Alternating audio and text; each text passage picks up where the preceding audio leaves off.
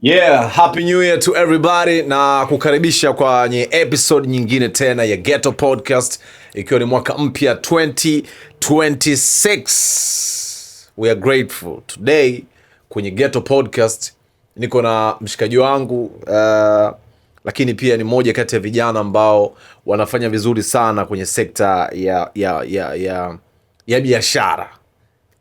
Anaitwa Dominic Masi au aka Room of Jeans, unaweza kumuita hivyo. Ni moja kati ya vijana wenye ushawishi mkubwa kwa sasa nchini Tanzania na ametambuliwa kama ni young CEO, kama CEO kijana ambaye aliweza kupata tuzo kabisa. Inakuwaje Maiji? Kama kaa bro. Bana, watu wanashangaa bana, sasa unamuita Maiji mfanya biashara mkubwa CEO? Lakini si ghetto ghetto. Hili si ghetto. Wewe Kinyamwezi tu. Safi kabisa. Ni aje lakini bro? Kama kaa bro. Happy New Year man. Thank so much bro. Hongera sana pia kwa mambo makubwa ambayo unayafanya. Tunajaribu. Tunafika. Ukisema tunajaribu, tuseme tunajaribu au tunanyoosha yani. Safari bado ndefu sana. Kwa tupo kwenye mchakato. Naamini tunafika. Mafanikio kwako kuna tafsiri kama kitu gani? Mafanikio? Yeah. Sasa mafanikio yana engo nyingi. Kuna mwingine mafanikio kwake anatafsiri kile alichokuwa anakiwish, akikipata amefanikiwa. Okay. Nadhani mafanikio ni wishes tu. Ila mimi natamani, let's say kama mimi wewe unaniona nimefanikiwa, lakini mi wishes zangu bado. Let's say mimi natamani kumiliki kiwanda cha jeans Tanzania. Kwa bado niko kwenye mchakato. Kwa siku ikatokea na miliki kiwanda changu, hapo sasa ukiniambia nimefanikiwa, nitakwambia na ndoto yako pia kubwa. Hiyo ndo ndoto yangu kubwa. Kwa hiyo ukiniambia sasa nimefanikiwa, naona kasi kuelewi. Lakini sasa ndo maana nakwambiaje, kwa mafanikio, kipimo cha mafanikio labda ni wewe mwenyewe unavyopima mafanikio. Yeah. Kwa sababu unaweza kukuta kama ambavyo umesema, kuna mtu mwingine yeye anakuona wewe kama ni mtu ambaye umefanikiwa. Na tumekutana hapa ghetto kwa sababu wewe ni ghetto boy ambaye hadi kufika level ambayo umetambulika na kupewa tuzo kama young CEO, maana yake pia haikuwa rahisi. Yeah, sure. Natamani kwanza kujua historia yako kidogo my brother, ya maisha ya kigeto ghetto. Wewe ni mzaliwa wa wapi na ilikuwaje ukaweza kujipata kwenye nafasi ambayo uko nayo sasa hivi? Mimi nimezaliwa hapa hospitali moja pembeni ya Ikulu hapa. Inaitwaje? Si Aga Khan. Ipo pale nyingine. Ocean Road. Yeah. Ocean Road pale. 95. Okay. Ndio nimezaliwa pale. Nikatoka. Nikachukuliwa na bi mkubwa. Tukaenda tukakaa kidogo, kuna life fulani hivi unajua mambo ya kifamily. Kwa nikarudishwa tena nikaanza kulelewa na mjomba. Okay. Kwa mimi nikawa nimekuwa na mjomba kutokana na situation ambazo zilikuwa zinatokea kati ya baba na mama. Wenyewe walikuwa wazazi walikuwa wanavutana sana. Kwa kitendo cha ile kuvutana, kwa mimi mjomba wangu akasema namuombeni. Kwa mimi nadhani nikawa natokea kwa mjomba pale. Kwa mimi nimekuwa kwenye makuzi ya mjomba. Mjomba wangu ni mkali sana. Yeah. Kitu gani ambacho unaweza kujivunia kwa mjomba wako ambacho pengine kinaweza kikawa ndo kina mchango mkubwa pia kwenye mafanikio ambayo uko nayo? Kunipiga. Mjomba wangu alikuwa ananipiga. Mimi ni aina fulani hivi, nilikuwa yule mtoto ambaye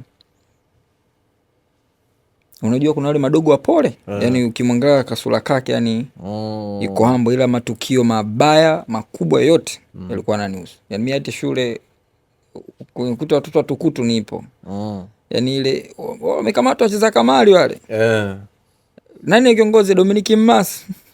Lakini ukija ukipokea ni mimi ni mtu wa hivi. Chilling person fulani. Sasa mbona kama mnamsingizia? Kwa mimi sasa mjomba wangu ndo mtu pekee alikuwa anionee huruma yani.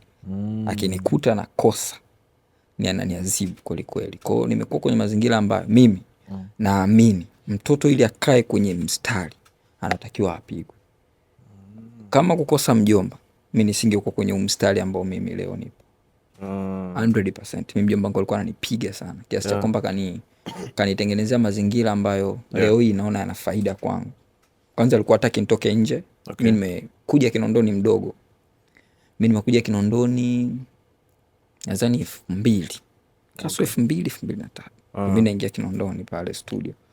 Sasa ile sehemu ambayo mimi nilikuwa nakaa ulikuwa ni Unyamani. Ule ukuta wa Unyamani ulikuwa ni wa kwetu. Yaani wakina TID pale ndio ulikuwa ni maskani yao. Kwa walikuwa hataki mimi nitoke.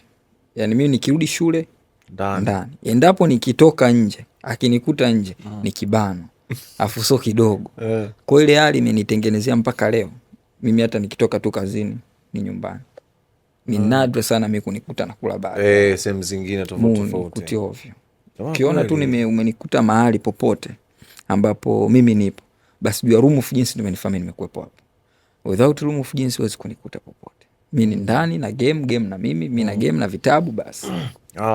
Unasoma vitabu kumbe? Sana. Okay. Kwenye gari yangu huwezi kukosa kitabu. Vitabu vya aina gani ambavyo unasoma?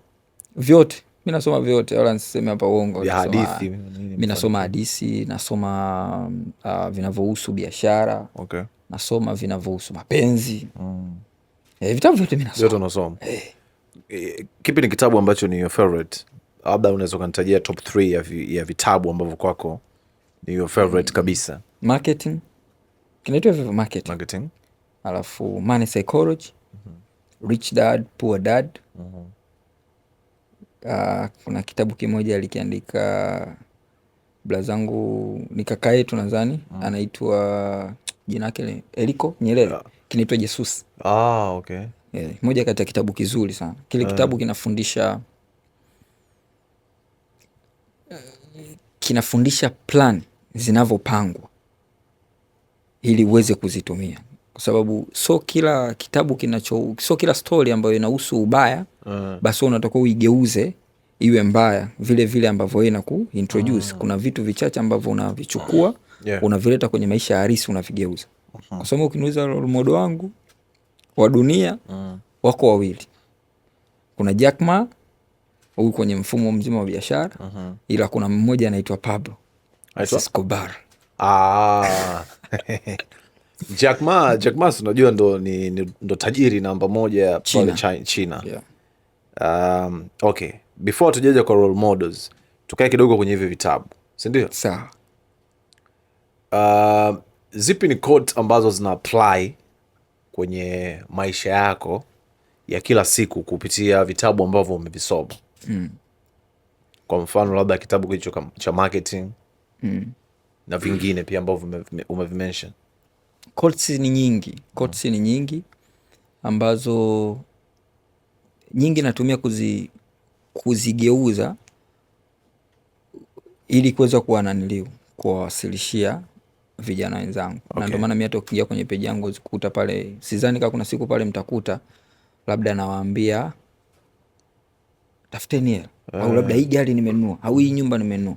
Ni vitu ambavyo watu wanavyovipokea wanaona kama ni inspiration, lakini mimi binafsi sioni kama inspiration kwa sababu kuna vitu vingi behind. Ndio maana nilipofika hapa nikamwambia jamaa, muona mnajifunza, mpo wengi lakini watu kwenye kamera wanakuona wewe peke yako. Unaweza John Jackson ukanionyesha nyumba, ila huwezi kunionyesha mchakato ule kufanya ukapata nyumba. Ila mimi najua ni mtangazaji. Kwa mimi nikiona nyumba direct nitaanza kusema sasa utangazaji unalipa sana. Lakini unakuta tu ulitumia njia nyingine wewe kuipata ile nyumba. You understand? Kwa naamini quotes ambazo mimi nakuwa najifunza zaidi na ninazozitumia huaga nazigeuza kuwapelekea vijana. Best quotes ambazo umeshawahi kuzisoma? Best quotes ambazo nimeshawahi kuisoma, ya kwanza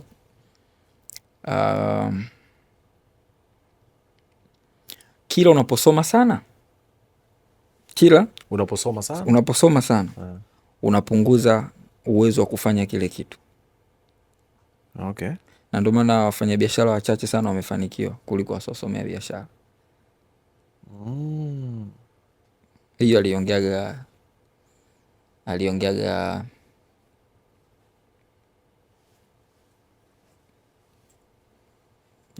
Jack Daniel. Jack Daniel. Alisema kwamba The way unavyojifunza vitu sana, unakijua sana, inakupunguzia uwezo wa kukifanya kile kitu. Kwa ukijua sana kitu manake fear inaongezeka. Yeah.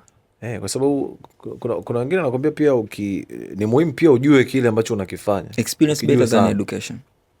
Experience better than education, full stop.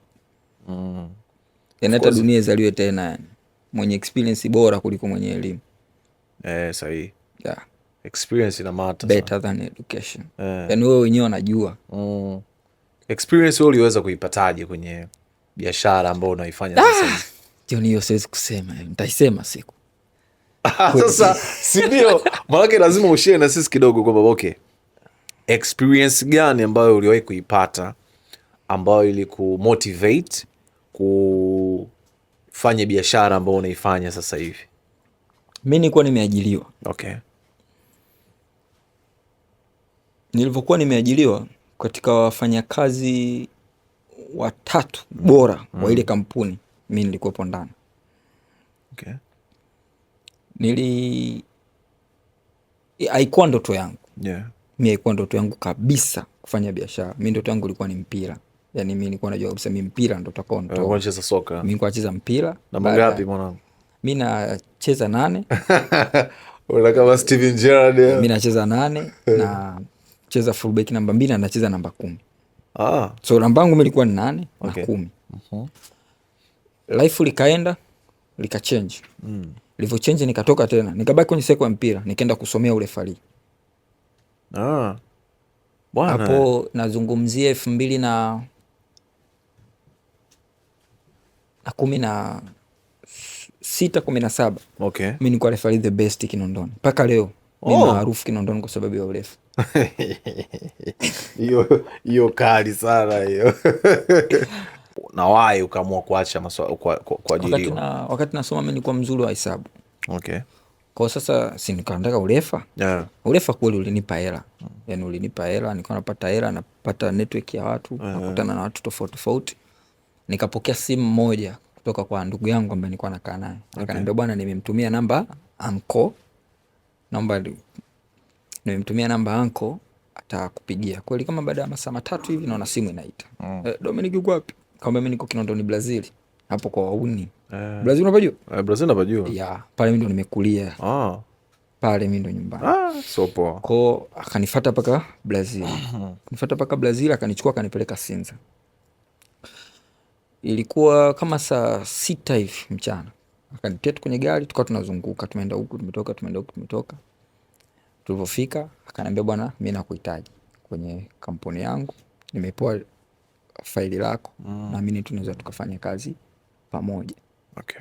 Na nikamwambia sawa, tunaweza tukafanya kazi. Lakini nipe time. Akaniambia siwezi kukupa muda.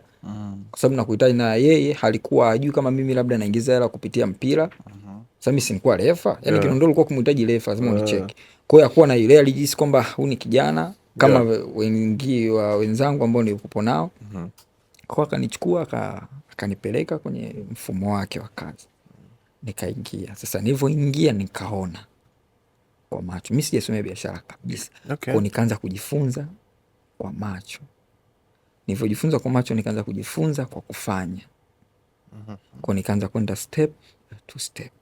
Sasa ile sehemu ina product nyingi sana ambazo zinauzwa pale. Okay.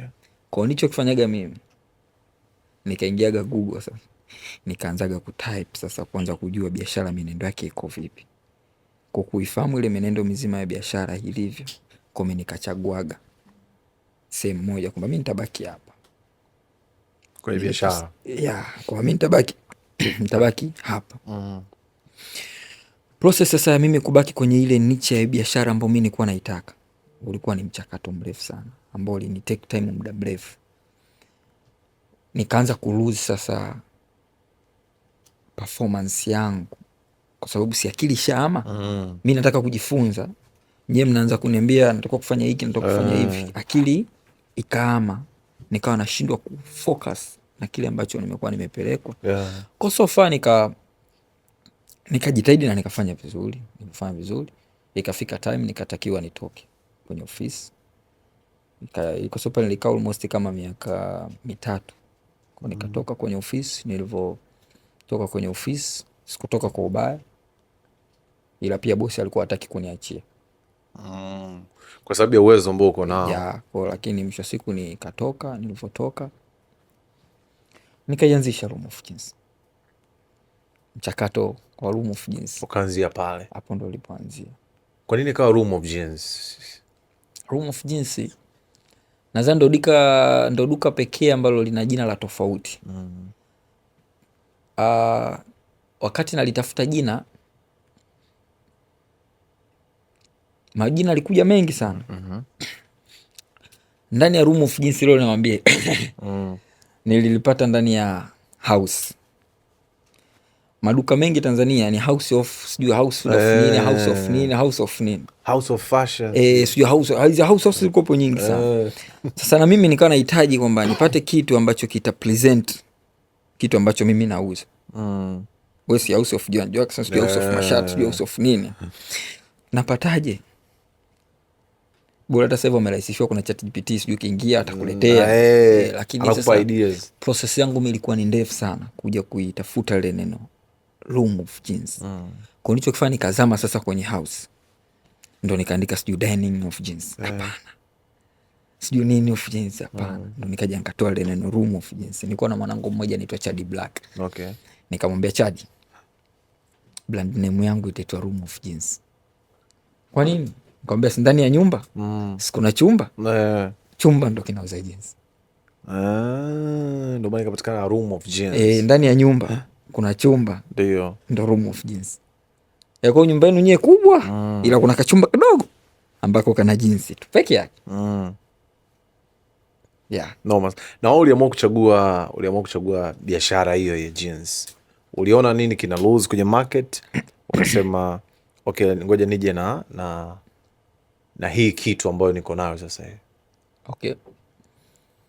Kitu cha kwanza ambacho market ya Tanzania bado haiko stable. Okay. Market ya Tanzania bado ina shida nyingi sana. Huenda so kwa sababu labda mimi nimefanikiwa kwenye engo fulani au ninafanya vizuri kwenye engo fulani. Lakini marketing ya Tanzania ina matatizo mengi. Moja matatizo, watu ni wavivu kufikiri. Okay. Mtu anaamini akisha kuwa na ofisi, akisha ajiri watu wawili, yeye anatakiwa relax, tayari ni CEO. Si unaelewa John? Mtu yeye anatengeneza hiyo expectation yake kichwani, anaamini kwamba mimi kisha kuwa na ofisi yangu ni tayari ni CEO. Kwa mimi wakati naingia kwenye soko la jeans, na mshikaji wangu mmoja anaitwa Singo. Okay. Nadhani huyo ndo mtu pekee ana uwezo wa kukaa hapo kwa muuliza kuhusu mimi akakwambia na kaa naye namwambia hivi, nikiingia kwenye soko la jeans ndani ya mwaka mmoja mimi ndo nitakuwa big fish wa jeans kwenye nchi. Kumbuka nina kiduka kako hivi. Hiyo kauli Singo mpaka leo anaishi nayo, mwanangu sana. Hiyo ndo nilimtoleaga kauli kwa sababu nilivyoanza kulisoma soko nikajua weakness ya kwanza. Weakness ya kwanza, watu ni wavivu kutengeneza matangazo ya kwao wao. Tena hasa wauza jeans. Wauza jeans wengi walikuwa wanaingia kwenye ile application inaitwa Pinterest. Anachukua pale, labda anaandika tu pale boyfriend pictures. Zinakuja zile, atachukua atapandisha kwenye page. Mimi nilikuwa sina uwezo wa kuwalipa models wakati naanza. You understand? Yes. Kwa nicho kifanyaga mimi kwanza niliinvest kwenye midoli. Duka langu lilikuwa lina midoli mingi vibaya mno. Nilikuwa na midoli mingi sana. Kwa nicho kifanya nikawa na shoot ile midoli hivi. Kwa mimi nilikuwa na post jinsi ambazo niko nazo. Mimi ndo mtu wa kwanza kupost product ya jinsi nikiwa niko nayo. Sio kuchukua mtandaoni. Mimi nilikuwa sichukui mtandaoni. Hiyo ni kwa marketing ya kwanza. Ambapo niliona hiyo weakness yao. Na nikaanza kuifanyia kazi. Ilipofika level ya kuona kwamba natakiwa kutangaza, nikarudi tena sokoni. Kurudi sokoni nakuta ma comedian waliokuwepo muda huo sokoni sina uwezo wa kuafford. Sasa nikaangalia kwamba na afford vipi watu ambao ili waanze kunitangazia. Lakini kila nikichekecha sioni. Nikarudi hivi, nikamwona Kiredio, nikageuka huku nikamwona Mr. Mwanya. Mr. Mwanya clip yake na trend ya kwanza mimi ndo nilimvuta. Okay. Nikamwambia bro, uko wapi? Bwana mimi niko Kigamboni. Okay. Nikamwambia unaweza kuja Kinondoni. Nije kufanya nini? Nikamwambia wewe njoo Kinondoni. Akaja. Alipodondoka pale. Nikamwambia nataka unitangazie biashara. Mimi sitangazi, mimi mwalimu. Mwanya ni mwalimu. Kipindi hicho bado ni mwalimu. Mwanya mwalimu yule. Niko very smart. Mwalimu wa math yule. Mr. Mwanya. Kwa ni teacher. Mwalimu wa mathematics. No, okay. Kipindi hicho alikuwa bado hajaanza kufanya comedy. Akwa comedy. Mwanya mimi naweza kufanya kazi, so comedian. Tuendelee. Unajua clip ambayo Mwanya kampeleka viral ni ile ambayo alikuwa alizua Kiredio. Sasa sijui ile ilikuwa ni kweli au yeye mwenyewe ndo alikuwa anafanya for fun. Okay. Alizua Kiredio akawa anasema wewe jamaa ule muuzia mamangu hiki. Ile ndo ilikuwa first clip na ndo niliyoiona.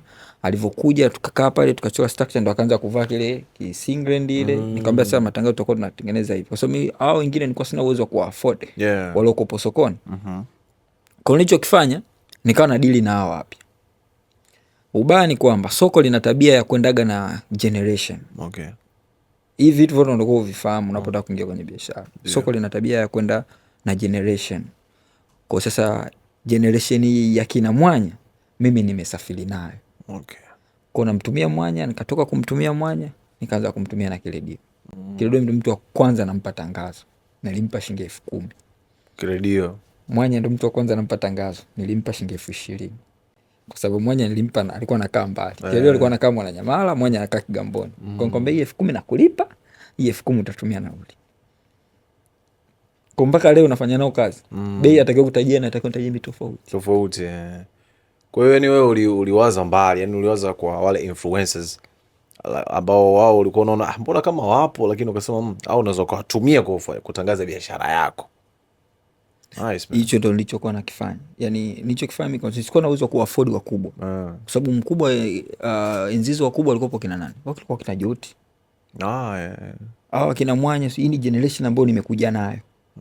Kwa mafanikio yao yameendana na Room. Na ndio maana ilifika time content creator wowote akihit ana wish kufanya kazi na Room. Yani hata hit anavyo hit.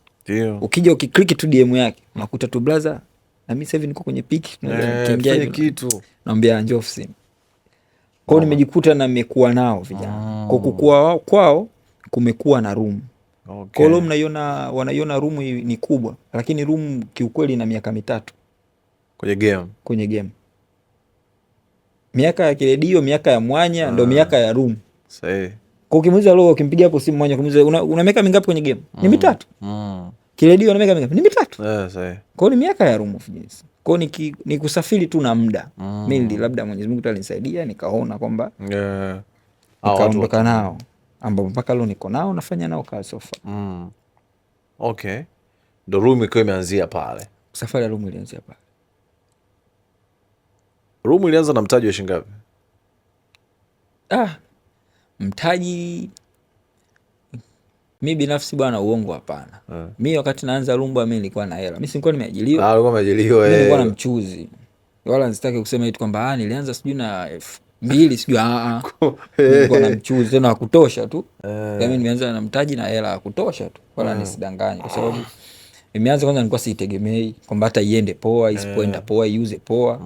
Nilikuwa na hela, nilikuwa sehemu ambako nafanya kazi, nilikuwa nalipwa vizuri, nilikatiwa bima. Nyumba nimepangiwa. Kwa hiyo nimeianzisha Room yani kwenye mfuko, mchuzi upo wa kutosha. Kwa hiyo ukiniuliza nimeanza na mtaji na shilingi ngapi, siwezi kusema specific kwamba nilianza na kiasi fulani. Safi. Hivi zipi ni hatua za ukuaji wa biashara? Hatua za ukuaji wa biashara inapoanza, hatua ya kwanza ambayo biashara ikiwa inaanza kukua inakupaga sign. inatoa saini. Biashara huwa inatoa saini. Okay. Na ubaya sasa wa saini za biashara zinafanana, ikiwa inakuwa na ikiwa inakufa. Okay. Saini ni ile ile moja. Wewe tu hapa kujua jinsi inaweza kuitumia vipi. Na unajuaje hiyo saini? Saini najua inakuwa hivi. Let's say mimi nimefungua Room of Jeans. Yeah. Labda kwa siku nauza labda jinsi 10 au jinsi 20. Si ndio? Maanake nishazoea Jumatatu labda jinsi 20, Jumanne jinsi 20, 25 zinacheza hapo. Maanake mimi specific ni jinsi labda nauza 20. Yeah. Kuna siku nitauza 15. Kukua, utaona kwa siku labda naanza kuuza jinsi 30. Si ndio? Naanza kukua. Jinsi 30, napanda 35. Yeah. Labda mwezi huu nimeuza jinsi 35. Mwezi unaofuata naanza kuuza jinsi 40. Naondoka. Kuna siku nitaamka natakiwa kuuza jinsi 40, kuuza jinsi 30, ila nauza jinsi 10. Kwa hiyo ni saini kwamba inashuka. Inashukaje? Inashukaga hivi. John Jackson, wakati umefungua biashara ulikuwa na uwezo wa kuhudumia watu 50. Si ndio? Umehudumia watu 50, inaenda unaanza kuhudumia watu 60, inaenda unaanza kuhudumia watu 70, inaenda unafika unahudumia watu 100. Kumbuka wewe wakati unaanza biashara, kima chako cha service cha kuwapa watu ulikuwa na uwezo wa kuwahudumia watu 30. Wamefika watu wangapi? 100. Umeona changamoto hapa inapoanzia. Wewe umemwajiri kijana mmoja, anahudumia watu 30 fresh, hamna tatizo lolote unaloliona. Wanafika watu 100. Yule kijana hawezi kuwa handle wale watu 100. Sasa kinachofanyika na kinachoua biashara ni kwamba taarifa. Kwa sababu mteja afford product, ana afford service. Okay. Ukiwa mtu mmoja ambao una uwezo wa kuhudumia watu 30, wakifika watu 100, maana yake hutaweza kuhudumia watu 100 kwa uwezo kuwapa service ambao wanatakiwa kuipata. Kwa hapa biashara inakuwa. Ila taarifa ndio inayoua biashara. Wataondoka. Wakiondoka pale huduma ya pale mbaya. Alafu watu wasichokijua kwamba wateja wote duniani ni ndugu. Wanapeana taarifa. Taarifa za wateja. Taarifa za wateja zinasambaa haraka sana. Tunaita PR. Okay. Public relation. Taarifa ya wateja inasambaa haraka sana. Kwa hiyo inaweza ikakua biashara, ukawa unafurahia. Na watuliaga mfano kitu ambacho kinaweza kafa biashara kwa haraka.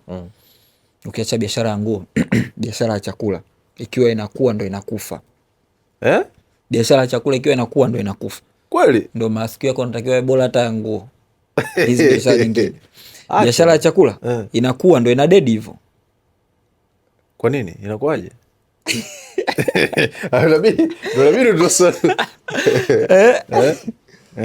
Biashara ya chakula inakufaje? Inakufa hivi. Wewe unaweza kupika kilo 5. Ukawa unauzia watu kilo 5 vizuri kabisa, watu wanaenjoy. Wakija bwana Jackson bwana chakula chake kile noma, nazi nyewe, roast lile limepoa. Inaenda. Jackson ukiondoka kesho ndo kunipigia simu, bwana Rumwe kwa sababu jana nimepita bwana. Kuta msosi mmoja mkali sana, bado unatiba gani? Basi lunch tuenzetu nikupeleke. Kwa ile mitu bado tunafika pale tunapiga ule msosi. Tukipiga ule msosi mimi nitaondoka. Nikiondoka na mimi nafuta waya. Mzee, jana bwana nilikuwa na mwanangu John Jackson baka nipeleka sehemu moja bwana. Sasa chakula kitamu vipi? Wewe kama unatiba mimi nikienda kula tuenzetu. Kumbuka yule mama kama ndio alikuwa anapika, ana uwezo wa kuuzia labda watu 10 au watu 20. Mimi nitapeleka watu. Kumbuka uje niambie mimi peke yangu, tutamwambia watu wengine. Wataenda. Wakienda pale, manake watafika watu 50. Wakifika watu 50, kumbuka yule bi mkubwa anauza kile chakula au yule mtu ambaye uza kile chakula, yeye chakula kizuri ambacho ana uwezo wa kukipika ni chakula cha watu 50 tu. Kwa watafika watu 50, tutakula, tukila wale wataondoka. Kiondoka watakwambia washikaji. Ubaya wa chakula ni kwamba service ya chakula ina supply. Kwa watawaambia. Watarudi kesho kutwa watu 100.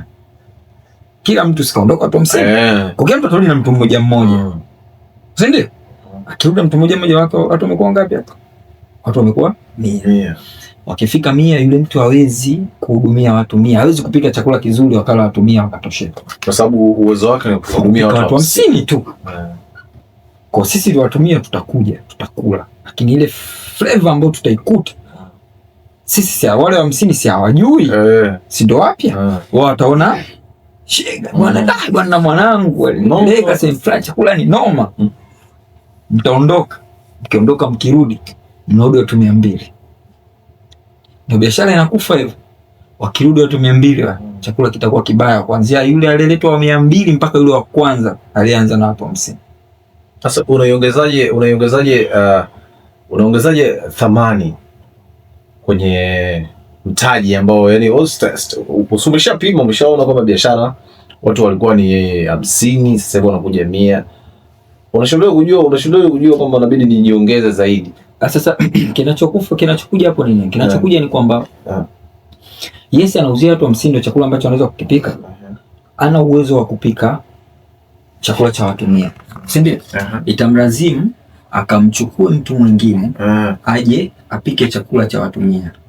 Yeye ana uwezo wa kupika chakula cha watu 100. Ndio. Si ndio? Kwa atamleta mtu mwingine ambaye ana uwezo wa kupika chakula cha watu 100 mawili. Huyo sasa ni mtu ambaye mwenye kile biashara. Mwingine ataanza kuona kwamba kwenye hii mchele wa kilo 5 uwaga naikaga labda nazi pakti 5. So niongeze labda nizoe pakti 10, ninachokifanya mimi naongeza nazi pakti 5 naongeza na maji. Sasa ni wafanya biashara wengi sana wa chakula. Kwa kama sehemu labda nakata nyanya pisi labda na visado 3, nikizitengenezea masalo ya visado 3, wakija watu wapya sifanyi ya kuongeza visado 3. Ninachokifanya mimi naongezea maji kwenye vile nyanya ili iweze kukava ule msoso wa watu 100. Kumbuka ile test sasa inaanza kufanya nini? Inaanza kushuka. Sasa ikishuka ile test, maana yake ni kwamba sisi wa kwanza tutaanza kusema baada ya kupata wateja wengi kaanza kuali. Wa kwanza sisi tunajua flavor yake au wewe sio unajua story ni sahihi. Sio kuna. Sasa basi na wale wanapokuja anyimbe tuhitaji kwenye chakula kama hiki. Wewe Juma ndio uniambia chakula kitamu hiki. Chakula si bora hata ninge nakula tu nyumbani, chakula hata mke wangu wapi. Lakini sisi ndio tunajua kwamba huyu karibu sehemu fulani. Kwa sasa ule mchakato wao unaanziaga pale. Atamleta mtu mwingine kuja kupika kile chakula. Si ndio? Akimleta kupika kile chakula, test ya yule mtu ni mpya. Sisi hatufuati test ya yule jamaa. Sisi tunafuata test yako. Hatufuati test ya yule damu. Sisi tunakula test yako. That's crazy. Noma sana. Sio umeshaelewa? Sasa ubaya ni kwamba ile test yake yeye ili apate ile test anaweza kuhudumia watu 50. Ili tupate ile test yenyewe ya kitamu ambacho tumefanya ni wote tumekuja hapa kwa sababu ya test. Ni watu 50 tu. Sasa chakula chake kitamu kina watu wengi wanakuja. Wakija hawatuwezi kupata ile test. Kwa maana yake ile biashara inafanya kuondoka yote katika biashara mbaya na ni nzuri ni chakula. Yaani ukiona inakuwa ndio inaondoka. Hizo ni hatua sasa za biashara. Kuna hatua nyingine inafuata. Ambayo ni sasa hapo sasa tunachokifanyaga ni nini? Ambacho hilo nadhani kuna kampuni moja wamewini kwenye hiko kitu baada ya kujua. Tunachokifanya ni kwamba tunatakiwa kuwajua wateja. Hiyo ndo hatua muhimu kwenye biashara kwamba ni lazima umjue mteja ambaye anakuja kununua product yako, anakuja kuifuata service yako. Watu wengi wanauza vitu au wanatoa service hawafahamu wateja wao. Kwa hili biashara yako sasa ivuke hii stage ndio toka kukwambia iende kwenye hatua ya ukuaji. Maana yake ndio unajua wateja kwamba wateja wangu wanafuata kitu fulani. Kuna brother mmoja tumtaje huyo, hata Instagram wana anaitwa Shilima, namjua au mjui? Just yuko Unyamani pale still. Shilima Shilima ile anajua wateja wanafuata kachumbari, yeye mwenyewe anajua kabisa. Kwa hiyo nguvu yake kubwa kaiweka kwenye kachumbari, yaani kwamba vitu vyote nyinyi mtafanya, mtapika hii chips, mtakaanga, ila kachumbari natengeneza mwenyewe. Sijui umeelewa? Kashajua tayari wateja, kashajua wateja wanafuata kitu fulani. Watu pale wafuate chips, wafuate mishikaki, wanafuata ile kachumbari yake. Kwa sababu kwenye chakula nayo unachotakiwa kukifanya ni kwamba unatakiwa ujue wateja wako wanafuata nini. Kile wanachokifuata wateja, maana yake wewe ndio owner. Sasa wewe ndio unatakiwa kile, wewe ndio mwanzilishi. Kampuni moja ya wanauza chips pamoja na kuku, hatuwezi kuitaja hapo. Walichokifanya wale majamaa, wametengeneza unga peke yake, alafu wale wanakuuzia ule unga. Ule unga ukiukoroga, ukichanganya, ndio unapata ile product yako.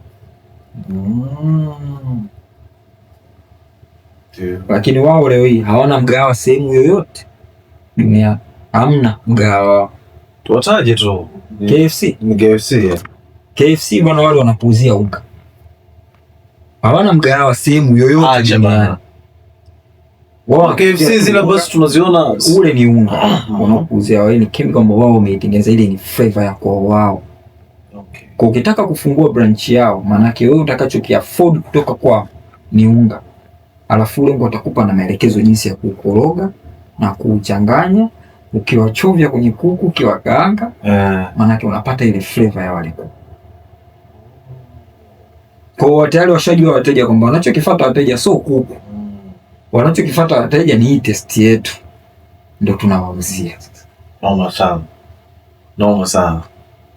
Hapo utakuwa umenipata. Hapa nimekupata. Kwa hiyo ni moja kati ya hatua au ni mchakato wa kukua biashara. Lazima wafahamu wateja ni nini wanataka, ni kwa nini wamekuchagua wewe, kwa nini sio mtu mwingine, kwa nini wewe. Kwa ukishajua hizo hengo zote ambazo unatakiwa kuwapa service wateja, au kutakiwa kujua kwamba wateja ni nini wanakifuata kutoka kwetu, tuna deliver kile.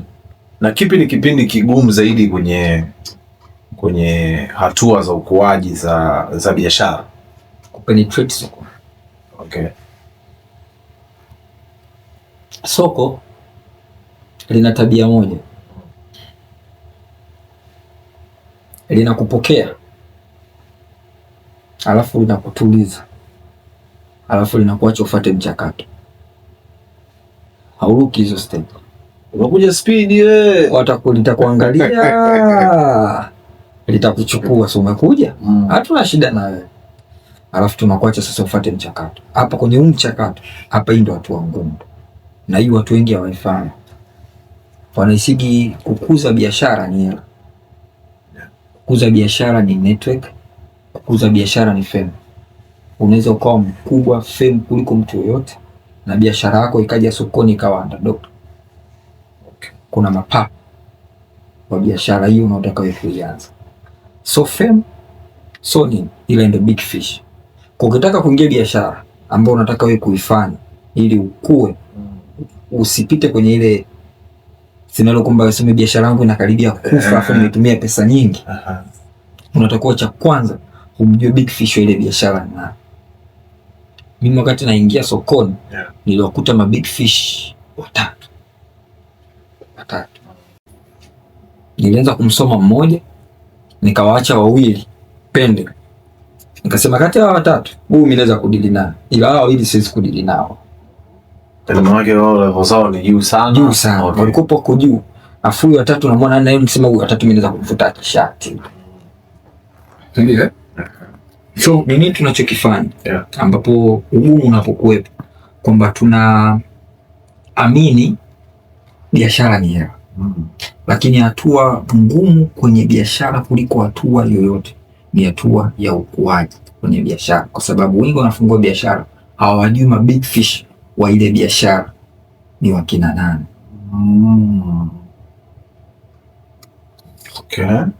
Hapo tuko pamoja.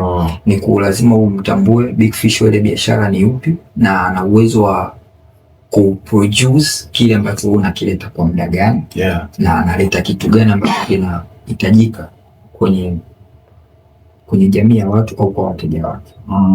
Kwa hiyo mchakato wote unatakiwa kufuata hatua kwa hatua. Ndio maana kwenye quotes yangu juzi kwenye Instagram nikaandika kwamba zipo biashara ambazo zimekufa japokuwa zilikuwa zina mauzo makubwa.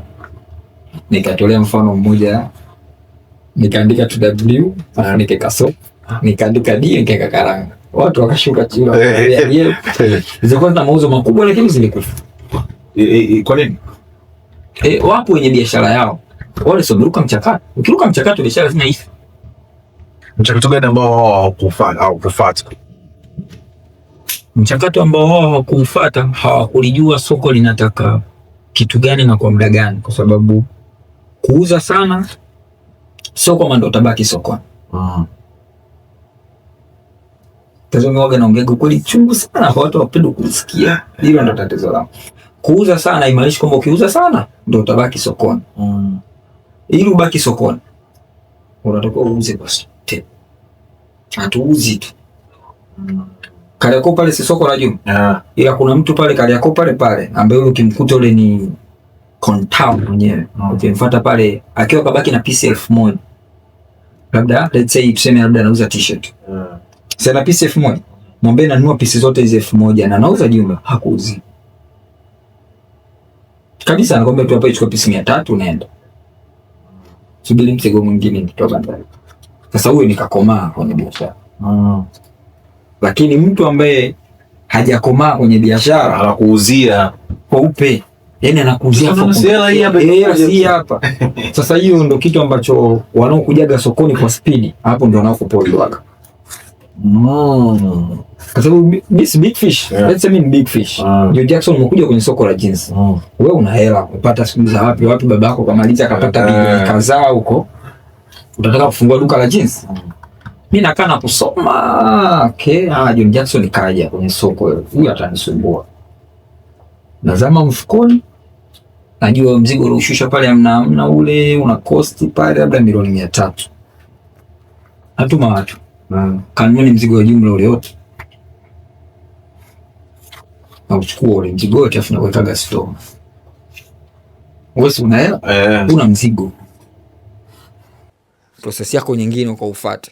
Kwa sababu una uwezo wewe wa kusema nitanunua pisi 5000, 5000 nyingine nitaziweka kwenye nitaziweka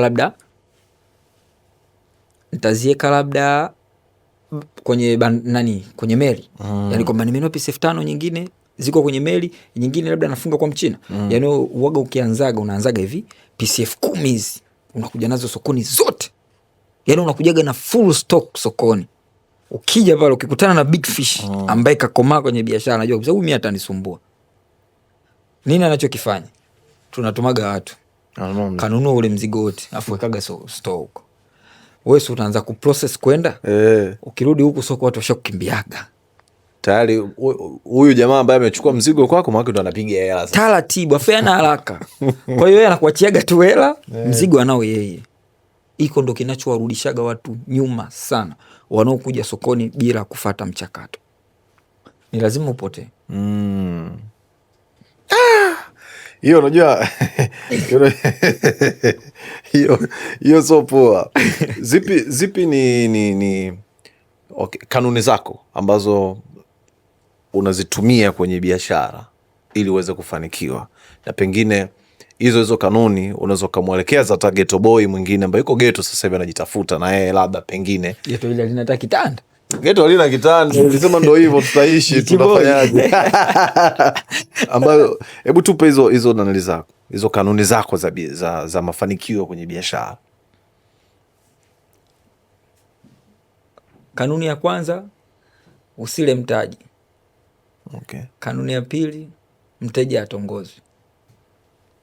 Sasa mteja atongozwe. Takupa kanuni hapa za biashara. Sawa, Kanuni ya kwanza, usile mtaji. Usile mtaji. Kanuni ya pili, mteja atongozwe. Kanuni ya tatu, toka kwenye safe zone. Yaani ukiona tu unafanya biashara alafu unajifeel comfortable yani ukitaka sijui iPhone 7 umeipata, iPhone sijui 17, sijui umetaka gari hii, unadondoka hivi. Hiyo inaitwa safe zone. Yani kwamba wewe biashara itaisha kutengeneza mazingira unaamini kwamba biashara yako ina uwezo ku afford kitu chochote. Maana hiyo ni safe zone. Hautaki kuwepo hapo. Okay. Ipo kijana wangu mmoja, jamaa ambaye ni kama role model, ila sasa biashara yake imekufa. Kwa sababu alikuwa kwenye safe zone na niliona kwa macho hivi. Watu wangu karibu wote nikawa naambia yule anadondoka yule. Na kweli chali gari zote kauza. No. Biashara zide. Kwa sababu alikuwa anamiliki vitu safe zone. Mbaya sana kwenye biashara. Ukiona tu uko kwenye safe zone kwenye biashara, uko comfortable yani. Uko comfortable yani. Ukitaka gari umenunua, sijui umetoka umeenda kiwanja fulani umeagiza maemez. Yani una way can afford. Mbaya sana. Hapo ndo biashara waga zina dead. Kwa hivyo ni vitu ambavyo viko kwenye akili yangu muda wote. Okay. Kanuni nyingine? Umetaja kanuni ngapi hapo? Hapo umetaja kanuni kama 4 hivi. 3. 3 Ndio hizo kanuni zangu. Bas. Stock hizo ndo naishi nazo mpaka leo kwenye akili yangu. Huwezi kunikuta room of jinsi niko free. Mimi nikitaka kusafiri, let's say natakiwa labda kukaa wiki. Kitu gani ambacho nitafanya ili niweze kufanya kazi kwa wiki? Nitakata tiketi ya ndege labda business. Yeah. Ili nikienda nisichoke, nifanye kazi. Economic inaumiza, si unajua? Muhimu. Kwa utakata zako business, utaenda kwa sababu ya afya. Yeah. Ili nikifika niweze kufanya kazi vizuri. Nitaangalia kitu gani ambacho na uwezo wa kukitumia kwa muda huo ili kiweze kuniletea matokeo fulani. Lakini nikiona tu niko sehemu fulani hivi, niko safe sana, natoka haraka. Kwa mimi hata naweza nikaa na milioni hapa John Jackson kanomba hela nikakwambia tu sina. Yani mradi tu nijipe yani kashikashi fulani yani sitaki kuruhusu bongo wangu niamini kwamba John Jackson kanomba milioni ninayo hapa hii hapa. Hapana. Uoga hiyo alisiruhusu. Afu kwa nini matajiri ni wabaili sana? Unajua anashindwa kuelewa kitu kimoja. Hasa ubaili. Mahesabu ni mengi, yani si bongo vichwa vinafanya sana mahesabu. Kwa hiyo kikaa hivi sasa John Jackson kanomba hapa laki. Hivi laki ni faida jinsi ngapi? Hizo si jinsi 5 hizo. Kwa nampa faida jinsi 5 asubiri kwanza. Wajua mimi nakupa 50.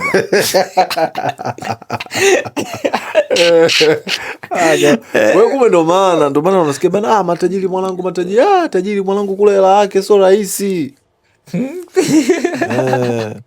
Noma sana. Role model wako kwenye biashara umemtaja ni Jack Ma. Worldwide. Yeah, you worldwide. Amekufundisha vitu gani? Yule ka struggle sana mpaka kuja kusimamisha kitu ambacho kime present nchi.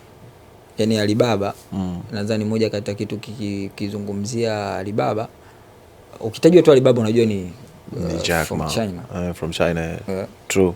Understand? So hata mi pia na ndoto hiyo, yani kwamba ukizungumzia room of jeans, yani nje, unajua bisaini kutoka Tanzania. Niwaambie ukweli, nilipokea mwanangu mmoja alinitumia DM ya yule dada South Africa alimba wote, anaitwa nani? Tyler. Alimtumia picha kama 2 za room of jeans. Akaniambia ile duka liko kwenye nchi yako, mshikaji ambaye ni producer. Akamtumia ile, kwa sababu nikimtaja hapa itakuwa so. Akamtumia ile, akanitumia ile screenshot. Akaambia oya, Tyler ananiulizia duka lako. Nikamwambia ukimleta dukani, nilimpa ofa, nikamwambia Tyler akifika tu dukani una milioni 5. Yale mwambia, na yule Tyler alimwambia hivi, nikija tu Tanzania nipeleke kwenye hili duka. You understand? So unakitengeneza kitu ambacho una uwezo, kina uwezo wa kupresent taifa. Na ni biashara. So jamaa kaweza kuitumia Alibaba kupresent nchi. Kwa Tanzania? Kwa Tanzania Freddy Vunja Bei. Anoma, my best role model all the time. Huyu ndo kaleta kizaazaa kwenye nchi huyu. Amekufundisha vitu gani? Yaani vitu gani ambavyo umejifunza kutoka kwa Freddy Vunja Bei? Kwanza kawaaminisha Watanzania biashara nguo ina hela. Yani Fredi ndo kafanya nchi na maduka mengi ya nguo. Si unaelewa? So kazi ndogo bro. Jua ni sasa aminisha watu kila mtu afungue media. Sio na media zilivyokuwa nyingi. Nataka kwa kama Klaus. Sio unaelewa? Sasa kwenye industry ya fashion Fredi ndo kawaaminisha vijana kwamba hii biashara msiichukulie poa, ina mchuzi. Lakini unaona maduka ukipita Sinza pale, mabango ni mengi kuliko wateja. Fredi mmoja bei. Kwa nadhani Fredi the best. The best. Ni mtu ambaye namwangalia sana. Mwambie Ghetto Boy na Ghetto Queen ambaye anataka kuingia kwenye biashara, vitu gani vya kuzingatia kwenye biashara akitaka kuingia?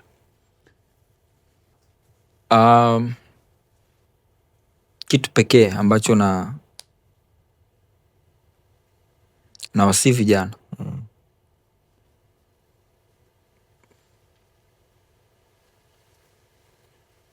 biashara ina tabia ya kumheshimu mtu ambaye analeta produkti moja sokoni. Kuna mtu John Jackson anauza hizi tu. Anauza koti tu peke yake, hauzi chochote. Na huyo jamaa ni noma. Yani akishusha tu koti zimeisha. Yeye anashusha koti tu. Ukiwa unauza product moja sokoni, automatically soko litakuheshimu. La kwanza. La pili, akili yako itakuwa na uwezo wa kufocus na stock ukiwa na uwezo wa kulisimamia ile duka vizuri. Okay. Cha tatu, asiingie kushindana na watu wasiowafahamu. Biashara nyingi za vijana zinakufa kwa sababu ya mashindano ya watu wasiowajua. Yani wao wanashindana sana mtandaoni. Kwa kama ukiwa kama Ghetto Boy, acha kushindana na watu usiowafahamu. Kuna watu wanatumia hela za ulisi kuendesha biashara. Kuna wengine wanatumia wamama, wengine wababa kuendesha biashara zao. Cha tatu, cha nne, nadhani sasa ni wengi wanafungua biashara for show off. Mimi nauza jinsi za kike. Mimi navaa jinsi. Sijakuona umevaa jinsi, yani nakuonaga ni kanzu tu. Mimi mdoto nakula kanzu. Ukizidisha sana labda kofia. Na track. Kofia nimeisahau. Nimeisahau. Umeelewa? Wanafungua biashara kwa ajili ya mashindano kwa vijana. Yani mtu anataka akifika mahali yule dogo fulani amiliki duka moja kali, duka kali alikupi hela. Ni nothing. Duka kali ambalo alileti profit yoyote kwenye jamii. Haina maana. Mimi ni umri mdogo sana. Sasa hivi na wafanya kazi almost 20 wanafika. Kuna maisha na Sinza hapo nikiongeza. Kuna safari ya Dodoma, kuna safari ya Mwanza, kuna safari ya Arusha, tunaenda Zanzibar. Kote huko Room of Jeans inafika. Lakini kitu ambacho nakiuza mimi sikitumii. Lakini mimi brand yangu ikifika ukitajiwa tu Room of Jeans yule pale. Unashusha kama umevaa kofia utatoa, utaniheshimu. Jamaa yes. Respect yani. Respect. Kwa ni hayo tu. Pige kazi tu. Nakubali. Of course, niko na Room of Jeans leo kwenye Ghetto. Kuna vitu vingi sana ambavyo tumezungumza na I hope utakuwa umejifunza. Kama kweli wewe unataka kufanya biashara yoyote ile, basi leo madini umeyapata sana. Room, nashukuru sana kwa time yako. Swala la mwisho la kizushi tu kidogo. Hivi kwa nini unapenda kuongea na simu kwenye kila post mzee? Yaani style yako ya kuongea na simu ni moja, afu why kwenye kila post ya Room of Jeans lazima ukute ngoma ya Lunya yani? Yaani kuna kitu gani yani? Mara nyingi mimi sinakuwa niko ofisini. Mimi mara nyingi nje nakuwa niko ofisini. Na nikitoka pale nje nakutaga vijana wana shoot. Si ndio? So mimi nikiwa natoka nje mara nyingi natoka nikiwa naongea na simu. Kwa sasa nikiwakuta wana shoot wakina Tadei wananipiga picha. Okay. Hapo umenielewa? Mimi muda mkiona nimetoka labda ofisini, labda naongea na simu, labda ile simu naongea naye labda sitaki asikie hata ule mziki, kwa sababu pale vijana wanapiga sana mziki, au mziki unaingia mpaka ofisini kwangu. Kwa sasa nakuwa naongea na simu. Kwa nikitoka nje na wakuta vijana, kwa vijana wao wanachokifanyaga ni wananipiga tu picha. Kwa zile picha kwenye kunitumia zote, hawezi kuniambia block hapo upige picha. Kwa wakinitumia zile picha, 90% ndo zinatoka vile. Zinatoka vile. Kwa hiyo mimi nakuwa nashindwa sasa wala hii pandisha tu. Kwa hiyo unachukua unaipandisha. Kwa hiyo unajikuta zile unazo nyingi sana. Na Lunya, why Lunya sana? Lunya Lunya, kwa nini Lunya yani sijaelewa. Yaani kwa nini Lunya ngoma zake ndo unazozitumia zaidi? Na sidhani kama kuna nyimbo nyingine yoyote kwenye Instagram yako ambayo unaitumia kwenye posti zako zaidi ya ngoma za Lunya tu. Mimi naheshimu generation yangu. Katika hii generation yangu naamini Lunya the best rap. Mimi nilikuwa na wakati niko mdogo, mimi nilikuwa nampenda sana Albert Mangwea. Sana. Nilikuwa nampenda sana Albert Mangwea. Kwa hiyo kwenye kumpenda Albert Mangwea, mimi binafsi wakati nampenda Albert Mangwea nilikuwa sina uwezo wa kutumia simu. Nilikuwa sina simu. Si ndio? Yeah. Kwa sasa nimepata uwezo wa kutumia simu. Nyimbo za Albert Mangwea ni chache ambazo zinaweza zikatosha pale kwenye zile posti. You understand? Yeah. So, namlikava nani? Kwa mimi nikafanya research yangu. Nikaona pengo la Albert Mangwea ana fix Lunya. Ni moja kati ya rapa na kubali sana. Mwenyewe anajua yani. Kwa na uzuri na ana appreciate. Yani sio kwamba ni appreciate. Ana appreciate, piga simu, bro, very appreciate. Nataka kabla kutumia hela basi nikwambia wewe. Nataka upeleke maji bali. Kwa hiyo katoe sadaka. Je, issue ya mipulizo ndumba ina apply kwenye biashara? Uchawi? Ukitaka ufeli kwenye biashara, eka mindset ya kuamini uchawi upo. Okay. Ukitaka tu ufeli kwenye biashara, yeke hiyo mindset ya kuamini uchawi upo. Biashara kwa itoboi. Mimi nakwambia ukweli. Hamna uchawi kwenye biashara. Ila uchawi kwenye biashara? Hamna uchawi kwenye biashara. Uchawi wa biashara ni vitu vitatu. Vitatu. Ukiviwini, watakuita tu mchawi, utake usitake. Wajue wateja wako walipo. Ukifungua biashara bila kujua wateja walipo, ni sasa umechukua unga umeenda kuutupa baharini. Hamna bahari kitakachojua kuna kitu kimewekwa huko. Maana yake wajue wateja walipo. Kitu cha pili ni branding. Lazima uibrand biashara yako. Watu wakisikia jina lako wajue kwenye jina, ndani ya hii brand ambayo umeisikia ni kitu gani ambacho kipo. Kitu cha tatu ni marketing. Ni lazima ulijue soko linataka kitu gani. Hivi vitu vitatu ukiweza kuvifanyia kazi vizuri, nakwambiaje, mchawi mtoe hata Nigeria. Hatoboi. Nakubali. Room of Jeans, huwa ni mfanya biashara, mara nyingi unafanya biashara zako, unaenda kuchukua labda mzigo nchi za nje, au sio? Na zamani unatembea na mabulungutu, cash kama zote lazima uwe nazo yani. Kwenye nanili yako. Of course najua sasa hivi CRDB wamerahisisha, unajua huo mchongo. Kwa najua watu wewe mwenyewe unapokuwa labda uko China au umeenda Uturuki, zipi ni nchi ambazo unazitembelea zaidi kwenye biashara? China, Thailand, Vietnam, na Turkey. Basi ukiwa kule unamaliza tu mchongo wako na CRDB sim banking. CRDB ndio simu natumia nayo hapa sim banking. Sim banking. Basi kama sim banking unamaliza mzigo wako pale fresh unalipa. Na haina haja tena ya labda si mpaka uwe na hela ya kule. Currency ya bongo tu ndo ambayo inamaliza sim banking, inamaliza kila kitu. Tupe experience yako hata kidogo basi. Kutumia sim banking ukiwa nchi za nje. Nishawahi biashara. Nilikuwa na Dora. Okay. Hoteli moja hivi iko sehemu moja panaitwa Xiaobei. Okay. Hiyo China. Kule bwana nilikuwa nimeenda kuchange Dora nilikuwa na kama $3,000. Ni shingapi kwa leti? Ilikuwa kama kipindi kile ilikuwa kama $6,000,000 kasoro. Sasa hivi nadhani nafika $7,000,000. Bwana, nimefika pale Show Bay nikatoa zile $3,000, nikabidi nipewe R&B. Ilikuwa kama R&B elfu 20 na hivi. Okay. Bwana, zile R&B nilizopoa zote zilikuwa fake. Acha. Ikawaje? Zote nyundo. Sasa narudi zangu, sasa sisha change sasa. Toka nime change, sasa narudi Sanyuali.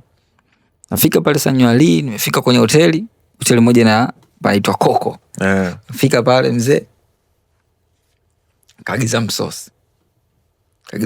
Pale nimeshakula nalitoa bili, ndo natoa sasa ile yuan 100 nilipe. Yule Mchina ameishika tu hivi ile hela. Akanambia hii fake. Kaishika tu. Akanambia hii hela fake, njoo.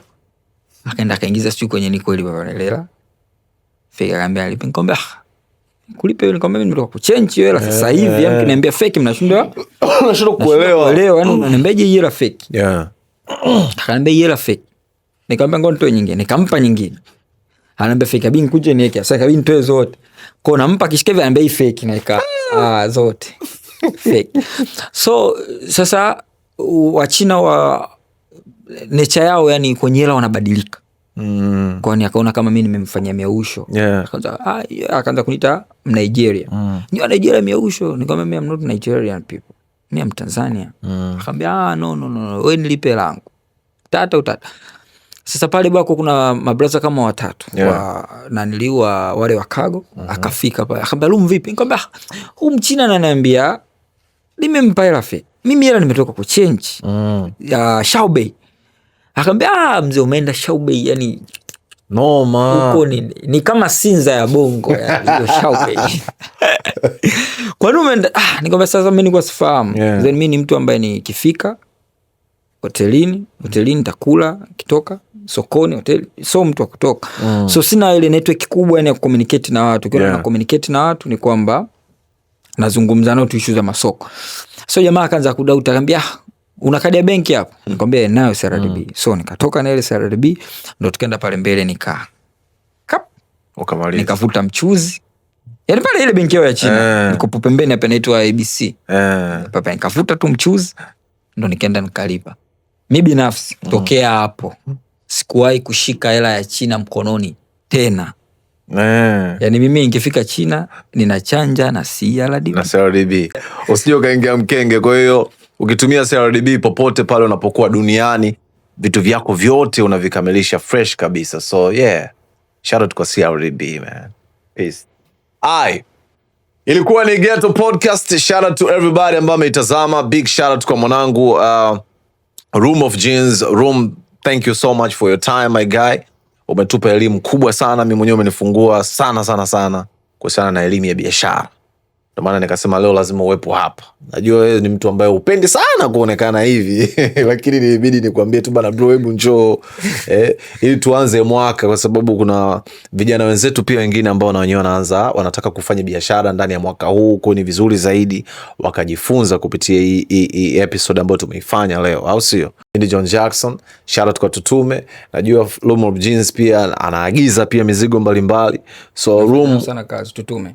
Tutume unafanya nao sana kazi hiyo ndo nzuri. Hata tupe experience kidogo fanya kazi na Tutume. Services zao ziko nzuri sana na wako very sharp kwenye kudeliver vitu, kwenye kudeliver mizigo ya wateja wetu. Tunawategemea sana. Tunafanya sana kazi. Ni watu wazuri ambao ni uhakika. Nimeshakuwa na una biashara ya uhakika au una service ya uhakika. Maana yake anakuwa ni mtu muhimu zaidi kwa jamii. True. You doing good. Noma sana. Kwa hiyo Tutume ndo mpango mzima. Kwa hiyo kama una biashara zako, mizigo yako yoyote ambayo unataka ifike popote pale duniani, make sure unawacheki Tutume, alafu inakuwa kinyamwezi. Peace.